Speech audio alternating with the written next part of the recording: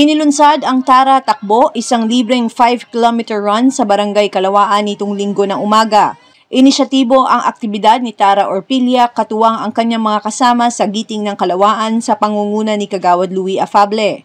Alas 4 ng umaga na magsimula magtipon ang mga kalahok sa S. Cueva Street. Kami po dito sa Kalawaan ay nagkaroon po ng isang programa na tinawag po naming Tara Takbo para sa Kalawaeños, para po sa selebrasyon ng mga magigiting na Kalawaeños dito po sa amin sa Barangay Kalawaan. Actually, nakalat kami for 200 participants, kaya lang dahil sobrang agang ng call time at puro mga younger kids yung mga invited, pero all ages naman siya, naka 100 participants din naman kami for this morning para i-protect yung safety ng ating mga runners, since sila maraming nakisali na mga bata.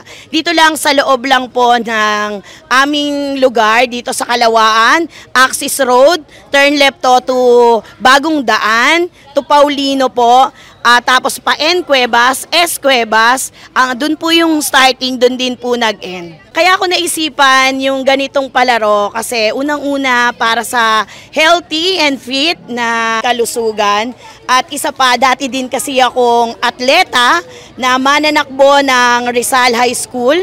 Ako po ay isang sprinter, hindi na lang po halata ngayon. Kaya po naisip ko na magpa-fun run dito sa amin sa Kalawaan. Galante ang aming sponsor. Meron kaming, para sa ating champion, nagkaroon kami ng worth 2,500 and trophy. Sa ating first place, 1,500 plus trophy. Sa ating second place, 1,000 plus trophy. At ang ating third place ay 500 plus trophy.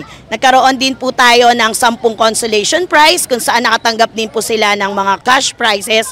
Sa ating tatlong munting mga younger kids na tumakbo, nagbigay po ang ating Giting ng Kalawaan ng mga papremyo din, at sa pinakamaaga nagbigay po tayo ng cash prizes din po. Gagamitin ko na itong pagkakataon na to magpasalamat sa Orpilla family, sa aking pamilya, dahil hindi po magiging successful ang Tara Takbo kung hindi dahil sa kanila, sa aking kapatid na pag-sponsor sa ating Santos sa LY Tracking Services, sa La Liga Pasigueño sa kanilang tulong, sa San Jose Fire, sa TPMO, maraming salamat. Sa isang Louie Afable, maraming salamat sa pag-sponsor, sa pag-guide para sa una at marami pang Tara Takbo na gaganapin dito sa Kalawaan. Sa mga kabarangay ko sa Kalawaan, hindi lang po ito ang una at huling magkakaroon tayo ng Tara Takbo. Ngayon pa lang po, dahil naging successful ang ating una Tara Takbo, mas marami pa pong proyekto at darating na mga Tara Takbo sa mga susunod po na mga araw. Maraming salamat sa iNews sa pag-participate today kahit sobrang aga. Maraming salamat po. At sa mga bata at sa lahat ng mga taga-Kalawaan. At lagi po ako naniniwala na sa lahat po ng kulay, verde lang po ang tunay. Una sa lahat, ako nagpapasalamat sa Poong May Kapal, sa pagkakataon na binigay niya sa atin ngayon dahil na maging maganda yung panahon. At siyempre, of course, sa pamilya Orpilla, lubusang tayo nagpapasalamat at sa ginawa po nila na hindi ho magiging sa katuparan kung hindi po dahil sa tulong po ng mga tao na ito. Actually, yung kasama ko dito sa nakatabi ko ngayon, isa to sa nag-participate, yung aking pamangkin. Kita naman natin na yung kaligayahan at kasiyahan. Nakita nyo yung mga kasali, mga participant. Napakabata pa nila, pero ano pinapakita natin po dito? Pagpapakita po natin dito, pinakikita po natin sa mga kabataang Kalawaeño ang pagiging disiplinado. Maaga po, alas 5 lang po ng umaga, actually 4:30 nga, andito na sila. Pagpapakita lang po to, pagpapatunay lang po to na mga kabataang Kalawaeño po, katulad nung pamangkin kong ito ay talagang aktibo pagdating sa ganitong mga event o paligsahan.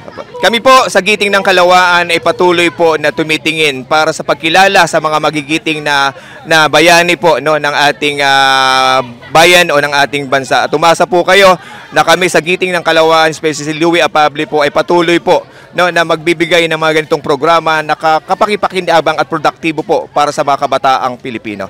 Natuwa ang mga bata sa aktibidad at nakatanggap ng mga premyo ang mga nagpakitang gilas sa pagtakbo. Nagpapasalamat po ako kay God na ako yung nanalo ng champion sa Panran dito sa Tara Takbo sa La Liga po ng kay Louie Pabli po. And ayun, sana lahat po ng mga sumali po ay maraming salamat po sa inyo. Sana gabayin po kayo ni Lloyd. Thank you po. Nayaya lang po ako ng mga tropa ko na si Kurt Villaflor. Salamat sa iyo, Kurt, kasi niyaya mo ako dito. Ako, first time ko lang po. Medyo kinakabahan pa po ako nun eh.